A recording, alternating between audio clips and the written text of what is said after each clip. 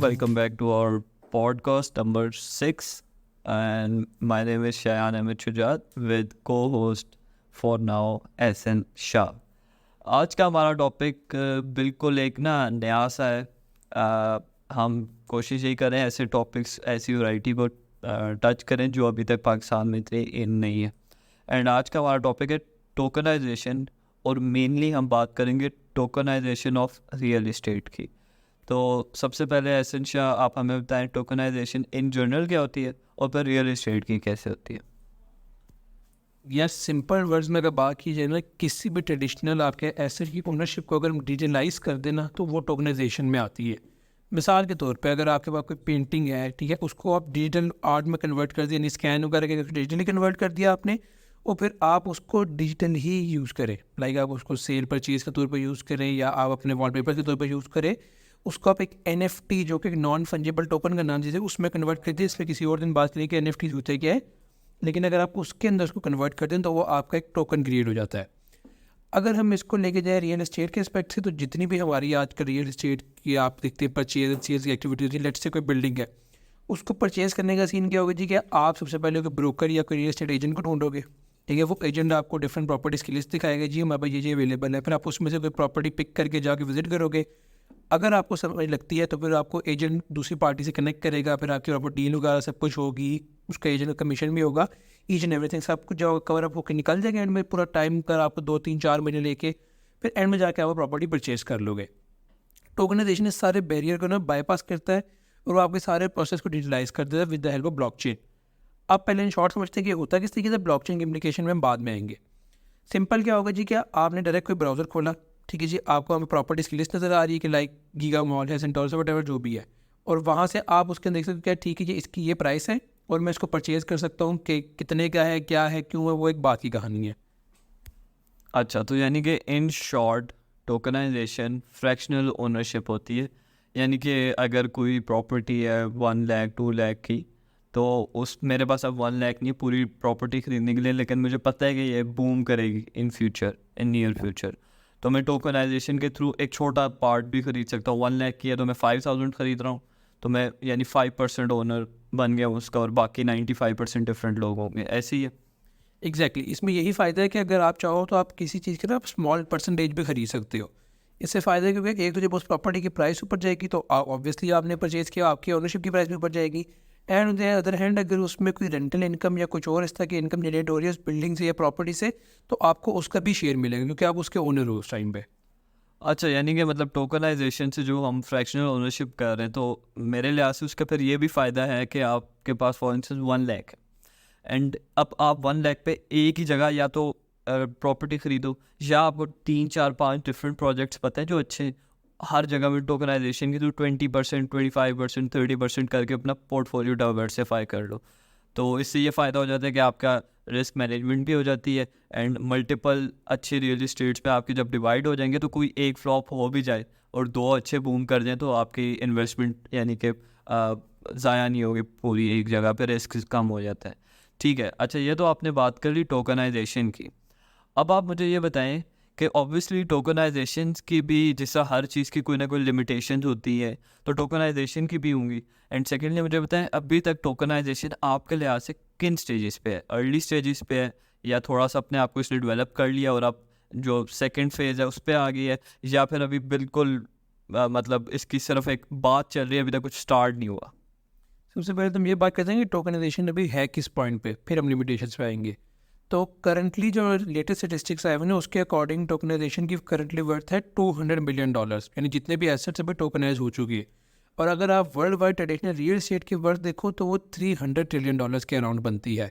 तो अगर आपका जो टोकनाइज्ड एसेट्स है वो उसका 1% भी कैप्चर कर रहे हैं तो ये $3 ट्रिलियन की इंडस्ट्री बन सकती है. तो इससे आपको आइडिया होना चाहिए कि यार ये कितने भी इनिशियल फेजेस में, अभी तो इसने कुछ शुरू ही नहीं किया. अच्छा, यानी कि अभी आपने बताया कि 200 मिलियन. यस. अच्छा, 200 मिलियन के हिसाब से हम देखें तो फिर इससे तो हमें ये आइडिया होता है कि ये तो बिल्कुल ही अभी जिसको आप कह लें कि स्टार्टिंग उसमें फेजेस में अपने, क्योंकि मेरे ख्याल से if I am not wrong तो ये तो अभी तक जो आप एक्सपेक्ट कर रहे हैं कि जो रीच करना चाहिए उसको तो अभी 1% भी रीच नहीं किया, अराउंड 0.6-0.7% पे ऐसे ही है. तो ठीक हो गया. तो यानी कि बिल्कुल ये तो हमें पता चल गया बिल्कुल अर्ली स्टेजेस में। अब आप मुझे बताएं इसकी लिमिटेशंस क्या हैं।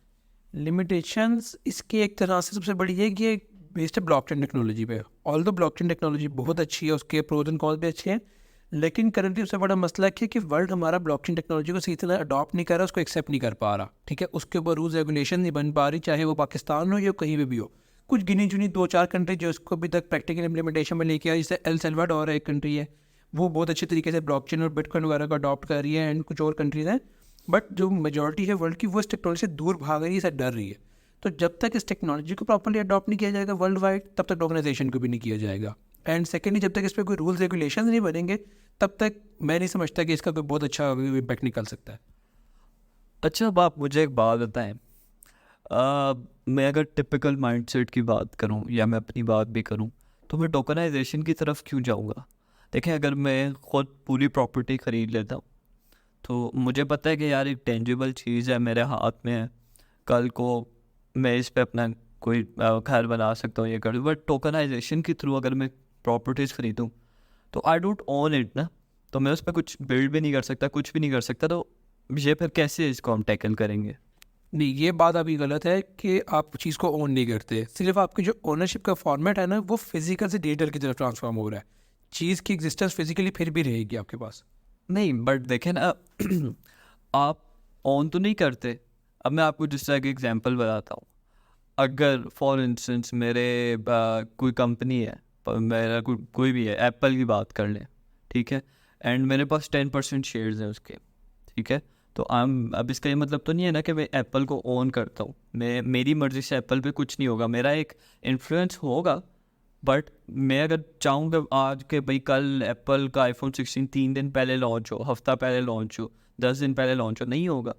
तो आप कैसे कह सकते हैं कि फिर हमारे पास ओनरशिप है। देखिए, इसमें क्योंकि फ्रैक्शनल ओनरशिप है तो गेम चली जाती है वोटिंग के ऊपर। अभी साहब ने अपनी एप्पल की बात की, क्योंकि आप एप्पल के ओनर हो तो आपके वोट की वैल्यू की जाएगी। लेकिन अब ये नहीं कि आप कोई भी हवाई बात कर दो, जैसे आपने बात की 3 दिन पहले एप्पल का आईफोन लॉन्च कर दो। 90% जो शेयर होल्डर्स है वो कह रहे नहीं करना, 10% कह रहे तो 10% वाले की नहीं मानी जाएगी बात। तो बात तो फिर वही आ गई ना, मेरे पास ओनरशिप नहीं है। अब जिस तरह अगर मैं रियल इस्टेट की बात करूँ, अब आप मुझे बताएं, एक रियल इस्टेट कोई भी लैंड है, टोकनाइज करके मैंने 25% ख़रीद लिया, तो मैं उस लैंड के 25% पे अपना घर तो नहीं बना सकता ना, कि या बना सकता हूँ। नहीं, इस तरीके से नहीं होता, क्योंकि मेजॉरिटी जो अभी तक ये ट्रेड हो रही है कमर्शियल प्रॉपर्टीज़ के ऊपर हो रही है। तो फिर आप कैसे कह सकते हैं कि ओनरशिप है मेरे पास। ओनरशिप इस तरीके से, क्योंकि उसकी एक फिजिकल एग्जिस्टेंस आपको नहीं पता है किस जगह पे। नहीं पता से मेरा मतलब ये है कि इसके एक सबसे बड़ा बेनिफिट ये है कि आप इंटरनेशनली भी ट्रेड कर सकते हो। लेट्स से मैं पाकिस्तान में बैठा हूँ, मुझे यूएसए की प्रॉपर्टी नज़र आ गई, ठीक है। अब नॉर्मल ट्रेडिशनल वे से देखा जाए तो मुझे यूएसए विजिट करना पड़ेगा, वहाँ पर प्रॉपर उसके सारे प्रोसेस वगैरह गुजार के मैं फिर उस प्रॉपर्टी को परचेज़ कर सकता हूँ। लेकिन विद हेल्प ऑफ ऑर्गेनाइजेशन मैंने उसकी ऑनलाइन ओनरशिप उठा ली, ठीक है, मैंने परचेज़ कर ली, मैं उसको ओनर हूँ। करंटली जिस स्टेज पे चल रहा है ना, ये इस तरीके से नहीं हो रहा कि पहले लैंड आप खरीदोगे, फिर उसके बाद चीज़ें बिल्ड करोगे, फिर उसको करोगे, वो कहानी अभी नहीं है। अभी ये इस चीज़ से चल रहा है कि लाइक प्रॉपर एक बिल्डिंग बनी हुई है, प्रॉपर फॉर्मेट में रनिंग में, उसको टोकनाइज करके आगे सेल किया जा रहा है। तो मतलब मेरा क्वेश्चन वहीं पे है, ओनरशिप नहीं है करंटली। काइंड ऑफ सही भी हुआ, ठीक है, क्योंकि अभी क्योंकि अर्ली स्टेजेस में टेक्नोलॉजी है तो ये इवॉल्व होगी, ठीक है। 100% मैं ये भी नहीं कहता कि है, और इस दूसरे साइड पर भी नहीं कहता कि बिल्कुल नहीं है। तो येस, इवॉल्विंग टेक्नोलॉजी है, विद टाइम इंप्रूवमेंट्स आएंगी, चीज़ें चेंज होंगी इसके अंदर, एंड उसके लिए बस वेट ही करना पड़ेगा हमें। देखिए, मेरे ख्याल से टोकनाइजेशन ऑफ रियल एस्टेट ना, अगर मैं if I am being real फुदू खाता है, ठीक है। द रीज़न बीइंग इज़ के यार टोकनाइजेशन का सेम फॉर्मेट वही यूज़ हो रहा है जो क्रिप्टो में या जो बिटकॉइन वगैरह में होता है, ठीक है। तो इसमें और उस पर फ़र्क क्या है, इसकी टेक्नोलॉजी में क्या है, इसके फ़ायदे क्या हैं। फिर आपने जिस तरह बताया कि यूएसए में मैं इधर बैठ के ख़रीद सकता हूँ, तो फिर टैक्सेशन के बहुत रोले आएंगे, उनको किस तरह टैकल किया जाएगा, ये सारी चीज़ें बताइएगा। और एक ब्लॉकचेन में आपने जिस तरह बात की, तो ब्लॉकचेन में होने का क्या फ़ायदे हैं, क्या नुकसान है, वो भी आप काइंडली बताइएगा। ये क्रिप्टोसिस से रिलेट करते हैं, क्योंकि बैक एंड पे दोनों की टेक्नोलॉजी सेम है, ठीक है। BTC आपका यानी बिटकॉइन या वटेवर जो भी क्रिप्टो करेंसी अवेलेबल हुई, ब्लॉकचेन टेक्नोलॉजी से बैक्ड है। एंड जो आपकी टोकनाइज जो कि रियल एस्टेट क्रिएट होती है, वो भी ब्लॉकचेन से बैक्ड है। अब ब्लॉकचेन से आपके बैक्ड होने का फ़ायदा क्या होता है? नंबर 1, आपकी ट्रांसपेरेंसी होती है कम्प्लीटली, ठीक है। कोई भी आपकी ट्रांजेक्शन वगैरह देख सकता है कि कहाँ से हो रही है, क्या हो रही है। सिक्योरिटी बहुत होती है, क्योंकि ब्लॉकचेन की ट्रांजेक्शन के बारे में किसी दिन बात करेंगे डिटेल में होती किस तरीके से, लेकिन सिंपल वर्ड्स में ये है कि जब भी आप कोई ट्रांजैक्शन करते हो ना, वो हर कंप्यूटर जो भी ब्लॉकचेन पे उसके ऊपर रिकॉर्ड होती है, तो उसको हैक करना करंट सिनेरियो में पॉसिबल नहीं है। इन फ्यूचर कभी हो जाए तो एक अलग बात है। और उसके अलावा थर्ड, क्योंकि डिजिटल फॉर्मेट में है तो आप वर्ल्ड वाइड इसमें ट्रेड कर सकते हो, लिक्विडिटी मार्केट में इन्हेंस होती है, क्योंकि इन्वेस्टर्स बहुत ज़्यादा वाइडर ऑडियंस पर आ सकता है। अब करंटली अगर मैं बात करूँ यार, पाकिस्तान के एक शहर उठा ले रावलपिंडी का कोई बिल्कुल स्पेसिफिक एरिया उठा ले, राजा बाज़ार। अब राजा बाज़ार के अंदर हर बंदा जाके नहीं खरीदेगा प्रॉपर्टी, अनटिल वो रावलपिंडी का लोकल है या कोई पाकिस्तानी लोकल है। लेकिन वो दैट ऑर्गेनाइजेशन कोई अमेरिकन भी वहाँ पर खरीद सकता है, उसको पोटेंशियल नज़र आता है। तो ये कुछ एडवांटेजेस हैं इसके। अच्छा, अब देखें, एक ना आपने बात की तो मुझे बताइए, ट्रांसपेरेंसी और प्राइवेसी, ये दोनों एक ही सेंटेंस में आपने बोले, और मुझे लाइक थोड़ा सा हुआ है कि आप एक तरफ बोल रहे ट्रांसपेरेंसी ब्लॉकचेन टेक्नोलॉजी में, मैं व्यूअर्स के लिए पूछना चाह रहा हूँ, और दूसरी तरफ आप कह रहे हैं कि प्राइवेसी है, ठीक है, तो इसको भी थोड़ा एक्सप्लेन करें ताकि सबको समझ सही से आए। अच्छा, अब ब्लॉकचेन में सीन इस तरीके से होता है कि जब भी दो पार्टीज़ के दरमियान, या फिर हम अगर टेक्निकल टर्म यूज़ करें, दो वॉलेट्स के दरमियान जब भी कोई ट्रांजैक्शन होती है ना, तो उस ट्रांजैक्शन को जितने भी कंप्यूटर्स के ऊपर ब्लॉकचेन ओपन है सबके ऊपर रिकॉर्ड किया जाता है, ठीक है। उस ट्रांजैक्शन का एक यूनिक कोड जनरेट होता है, जिसको हम हैश का नाम देते हैं। अगर आप उसको कहीं पे जाके इनपुट करोगे ना, कि वेबसाइट्स एंड डिफरेंट जैसा etherscan.io के नाम से, और बाइनेंस की अपनी भी है, आप वहाँ पे जाकर जब इनपुट करोगे आप देख सकते हो कि ये ट्रांजैक्शन कब हुई, कितने की और कैसे हुई। अब बात है ट्रांसपेरेंसी की, ठीक है। ट्रांसपेरेंसी में क्या होगा, आपको पता चलेगा कि जी वॉलेट ए से वॉलेट बी के अंदर ये पैसे गए, और वॉलेट का नाम नहीं आएगा, जैसे शियान अहमद वॉलेट या एहसन शाह वॉलेट, वहाँ पर नहीं लिखा आएगा, उस वॉलेट का एक यूनिक एड्रेस लिखा हुआ आएगा, जिसको हम पब्लिक की का नाम देते हैं। वो चीज़ वहाँ पे आ गई। अब सिक्योरिटी में किस तरह इंप्लीमेंट होगा, या प्राइवेसी में, क्यों? क्योंकि वहाँ पर सिर्फ वॉलेट की एक एड्रेस की नज़र आ रही है आपको, ये नहीं नज़र आ रहा वॉलेट किसका था, क्या था या नहीं था। तो यहाँ पर ये दोनों चीज़ें भी आपकी इंप्लीमेंट होकर आ जाएंगी। तो यस, इस तरीके से ये दोनों चीज़ें इसमें मिक्स होकर चलती हैं। बाकी किसी दिन इस पर डिटेल बात करेंगे कि ब्लॉकचेन क्या है, किस तरीके से वर्क करती है। अच्छा, मैं यानी कि अगर एंड पे मैं एक आपको बताऊं, अच्छा आपने एक्सप्लेन तो सब कुछ कर दिया, एंड आपने अपना भी बता दिया व्यू कि आपका क्या है। मैं अपना व्यू बता देता हूँ एक दफ़ा, फिर आप उसको सम अप कर दीजिएगा।